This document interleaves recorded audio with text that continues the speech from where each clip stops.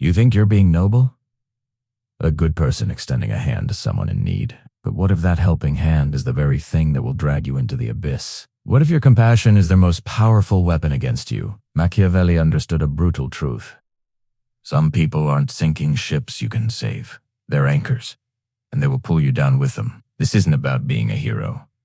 This is about survival. There's a lesson that's rarely taught, a truth whispered only in the halls of power. It's the understanding that compassion, when misapplied, isn't a virtue, it's a fatal flaw. Niccolo Machiavelli, a man whose name is now synonymous with cunning, wrote a guide for rulers who couldn't afford the luxury of sentiment. He knew that to maintain power, to build a legacy, to simply survive in a world of wolves, a leader must make brutal calculations. He must recognize that a man who tries to be good all the time is bound to come to ruin among so many who are not good. This wisdom isn't confined to the courts of Renaissance Italy. It's a timeless law of human nature, playing out in your office, in your circle of friends, even in your own family. You've felt it. The exhaustion of giving to someone who only takes, the sting of betrayal from a person you lifted up, the frustration of watching your advice ignored as someone spirals into a mess of their own making, pulling you into their vortex. You were taught that your worth is measured by how much you can carry for others. This is the savior illusion, and it's strategic suicide. It's not that kindness is wrong, but that unbounded kindness ignores reality. Your energy is finite. Your time is finite. Every moment you pour into a person who refuses to change is a moment stolen from your own ascent. Today, we perform a surgery on your conscience. We will cut away the rotting tissue of blind kindness and misplaced loyalty. We're going to explore 6 archetypes of people that a Machiavellian mindset identifies as black holes of energy. The people you must, under no circumstances, try to save. This isn't about becoming cruel. It's about becoming strategic. It's about preserving your power, your peace, and your future, so you can apply your strength where it will be valued. Here are the 6 people you must never save. The first person you must cut loose, without apology or hesitation, is the one who has made an identity out of suffering. The perpetual victim.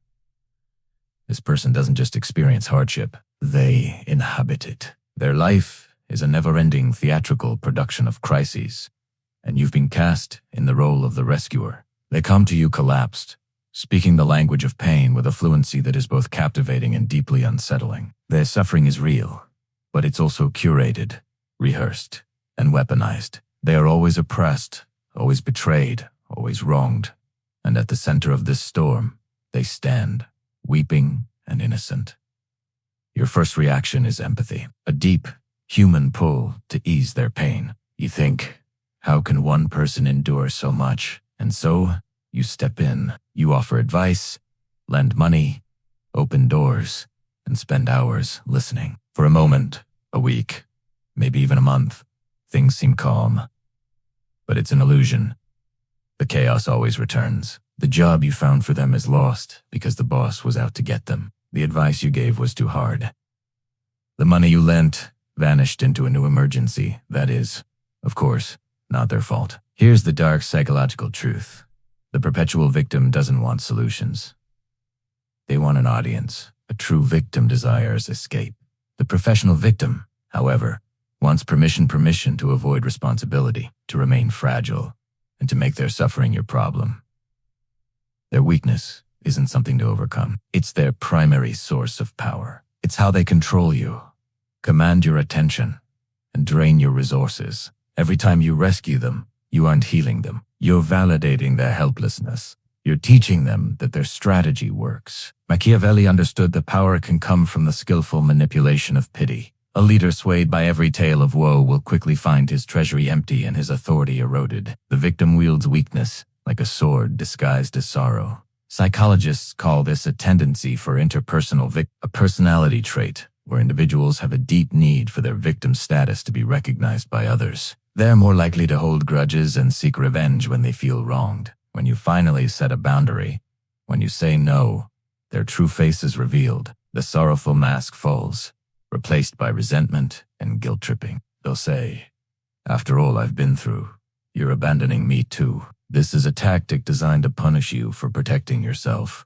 You can't win this game, because to save them would be to strip them of their identity. If they get better, they lose their excuse. If they become strong, they lose the attention their weakness guarantees. So they will fight your solutions. You offer a ladder, and they'll complain. Their armor are too tired to climb. The Machiavellian move is ruthless withdrawal. You must realize their pain is a furnace, and your empathy is the coal you're willingly shoveling into it. Stop. Let the fire die down. Don't argue, don't explain, and don't justify your exit. Power moves in silence. You must pay the price of their disapproval for the lifelong freedom of reclaiming your energy. Let them find another savior. Their need is a bottomless pit, and you must stop trying to fill it with your own life force. The second individual you must abandon to their own fate is the architect of chaos, also known as the chronically unlucky. This is the person whose life is a constant series of calamities. At first, you feel for them. They lose jobs, relationships implode, and drama follows them like a shadow. You think, my God, this person just can't catch a break. You step in, believing you can be a stabilizing force. You become their anchor in the storm. But you've made a critical error. You've mistaken a pattern for bad luck. Listen closely. Bad luck is contagious. This isn't superstition. It's psychology. The chronically unlucky aren't passive recipients of misfortune. They are active creators of their own disorder. They lack judgment, discipline, and self-awareness. They make impulsive decisions, ignore obvious red flags, and antagonize people who could help them. But here's the insidious trap. They never take responsibility. It's always the world doing it to them. The boss was unfair, the landlord was unreasonable, the partner was crazy. They have a complete external locus of control, the belief that they have no control over the events in their life. This narrative is what seduces your empathy. You want to correct the injustice of it all. If you try to save the architect of chaos, you invite their chaos into your life. Your world becomes collateral damage. You'll find yourself constantly putting out their fires, only to see them lighting another one just around the corner. The job you helped them get, they'll get fired for being late. The apartment you co-signed for, they'll be evicted for noise complaints. By shielding them from the consequences, you're preventing them from learning the very lessons they desperately need to learn. Machiavelli would view this as a catastrophic strategic error. A ruler's intelligence is first judged by the quality of the men he has around him. By aligning yourself with someone who is a magnet for disaster, you taint your own reputation and drain your resources. You become associated with their failure. Wise people will start to distance themselves from you because they see you're tied to a sinking ship.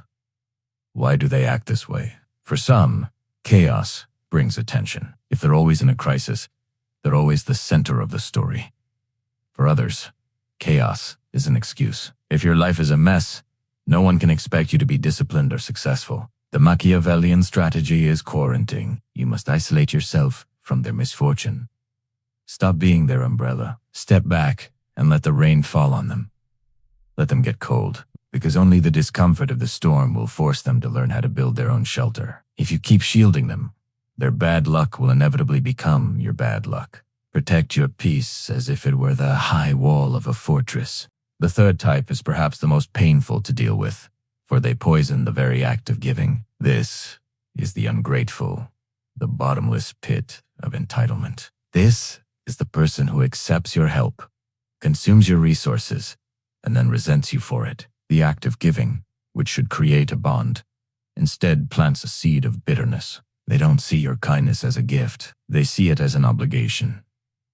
Initially, they may say thanks, but watch closely. Over time, the thank yous become less frequent. Your sacrifice becomes an expectation. Your generosity becomes their new baseline. They begin to act as if your help is something they are owed, a behavior often linked to a deep-seated sense of entitlement. What's going on in their head? It's often a mix of ego and shame. For the ungrateful, accepting help is a quiet humiliation. It's a stark reminder of their own inadequacy. Your ability to give highlights what they lack. So while they take your help, a part of them hates you for being in a position to give it. Your generosity doesn't inspire loyalty. It inspires envy. Machiavelli wrote that people are quicker to forget the death of their father than the loss of their inheritance. He understood that what people feel they are owed is a powerful and dangerous motivator. He also knew that giving too freely can create disrespect, not love. When you give without demanding anything in return, not even gratitude, to devalue your contribution. The ungrateful person starts to see you not as a benefactor, but as a resource to be exploited. One of their most insidious behaviors is how they rewrite history. Once they're back on their feet, often, thanks to you, they will erase your role in their success. To acknowledge your help would be to admit they were once weak, and their ego can't tolerate that. You'll become a forgotten footnote in their life story. The test for this type is simple. Say no to a small request, or ask for a small favor in return. The reaction tells you everything. The ungrateful will react with shock, anger, or sudden coldness. They'll try to punish you for closing the tap, accusing you of being selfish or of having changed.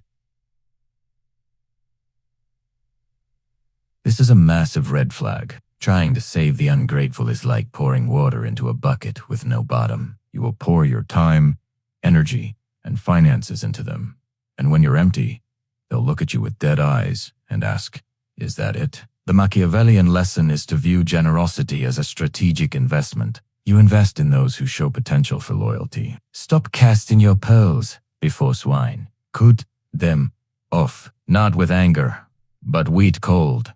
Calculated precision. Conserve your resources for those who understand that help is a gift, not a right. Now we descend into darker territory. The first three types drain you through neediness, chaos, or entitlement. This fourth type, however, drains you through pure, hidden malice. This is the smiling saboteur, the envious friend. Of all the corrosive emotions, Machiavelli knew envy was the most dangerous. It's a silent poison that rots a relationship from the inside out. The smiling saboteur is the person who appears to be your biggest supporter. They praise your successes and offer a shoulder to cry on, but behind their supportive smile, they are consumed with resentment. Your success doesn't inspire them, it diminishes them. Your victory is their defeat. Your happiness is a painful reminder of their own shortcomings. They don't want you to fail. They just want you to stay at their level, or preferably just below Italiano. The psychology of envy is rooted in social comparison. The envious person's self-worth isn't derived from their own accomplishments, but from how they stack up against others, especially those closest to them. Studies have shown that envy is a strong predictor of schadenfreude, pleasure derived from another's misfortune. Their sabotage is rarely obvious. It's the art of the subtle cut, the backhanded compliment. "Wow, you got the promotion? I'm surprised they gave it to someone with your creative approach." It asks the misguided advice offered with deep concern. "Are you sure you want to take that risk? I'm just worried about you." They'll withhold crucial information. They'll plant subtle seeds of doubt about you in the minds of others. Their applause is always the last to start and the first to end. Trying to save the envious isn't just futile, it's dangerous. You can't cure their insecurity with your kindness. In fact, your generosity only provides them with more ammunition. You believe you're building a bridge of friendship, but they see it as a structure to be blown up, just to watch you fall. Machiavelli's advice would be cold and clear. Conceal your plans. Never let the envious know your next move. In their presence, be unremarkable. Maybe even be struggling a little. How's work? "Oh, you know." It's a grind. Give their envy nothing to feed on. You must become a master of understated success.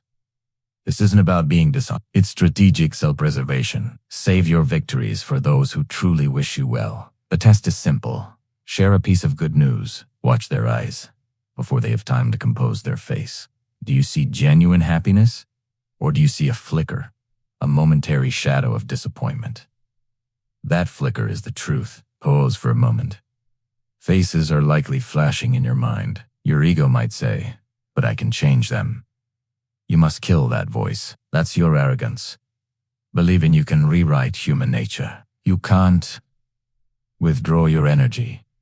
Create distance. Don't confront them. That only allows them to play the victim. Simply fade away. The smiling saboteur is a liability no wise ruler can afford. The fifth person you must never save is the arrogant fool, the unteachable person who is fatally convinced of their own brilliance. This person isn't necessarily unintelligent. They may be articulate, They may even hold positions of authority, but their ego makes them immune to advice and blind to their own errors. Their life is a repeating pattern of the same mistakes and the same disastrous outcomes, and yet they remain utterly certain of their own genius. You see the cliff ahead of them, you see the flawed logic. Because you care, you try to intervene. You offer advice, present evidence, and lay out a clear path away from the disaster. It never works. Machiavelli was ruthless on this point. A man who believes himself wise can't be advised. They don't listen to your advice. They listen for the pause so they can resume talking. To admit they're wrong would fracture the inflated image they have of themselves. Saute recessed. They'll call your prudence fear and your wisdom negativity. The Dunning-Kruger effect is at play here. A cognitive bias where people with low ability in a certain area overestimate their competence. They're not just they are unaware of their own incompetence because they lack the very skills needed to recognize it. This creates a dangerous combination. High confidence married to low competence. If you try to save the arrogant fool, you'll be dragged into their chaos. They'll ignore your warnings, walk right off the cliff, and try to grab your hand on the way down. You'll waste countless hours in circular arguments. Worse, by associating with them, you become stained by their foolishness. As Machiavelli noted, a ruler is judged by the company he keeps. If you're allied with a fool, the world will assume you are one too. The fool surrounds himself with flatterers, not wise counselors. They exile those who speak the truth because the truth bruises their ego. If you continue to offer honest advice, they'll eventually turn on you. So, what's the Machiavellian path? Strategic detachment. You must let them fail. This is a difficult lesson, especially when you can see the train wreck coming. But you have to understand that some people can only learn from the brutal impact of reality. Your job isn't to fight their ego. It's to step aside and let life be the teacher they refuse to listen to. Stop wasting your breath. Let them learn their lessons from the unforgiving hand of consequence. We arrive at the final, most tragic archetype, the scorpion. The name comes from the fable where a scorpion asks a frog to carry it across a river. The frog hesitates, but the scorpion argues that if it stung the frog, they would both drown. The frog agrees. Midway across, the scorpion stings him. As they both sink, the frog asks, "Why?" The scorpion replies, "It is my nature." The scorpion is the repeat. Offender the person who betrays you, apologizes, and then does it again. They're the embodiment of the idea that past behavior is the best predictor of future behavior. It might be a friend who constantly gossips, a business partner who makes reckless decisions, or a lover who is serially unfaithful. Each time, there's a dramatic scene of remorse. They cry, they beg, they swear. They've changed, and because you believe in second chances, you take them back. You want to believe your loyalty can be the catalyst that rewrites their character. But Machiavelli warns that people rarely change their fundamental nature. When you repeatedly forgive the scorpion for stinging you, you aren't teaching them mercy. You're teaching them that stinging has no permanent consequences. Your forgiveness is interpreted as permission. The psychological dynamic is one of intermittent reinforcement, like a gambler at a slot machine. You're hooked on the memory of the good times. The apologies and promises give you a hit of hope that keeps you in the cycle. You're addicted to their potential, not their reality. The scorpion may not even be consciously malicious. For many, betrayal is simply their default survival strategy. When things get difficult, they sting. It's their nature. To save them is to participate in your own destruction. How can you respect yourself when you allow someone to treat you so poorly? They will look at your forgiveness not as a sign of your strength, but as a sign of your weakness, a weakness they can and will continue to exploit. The Machiavellian strategy is the hardest, but it's the only one that works. Amputation for profound acts of betrayal.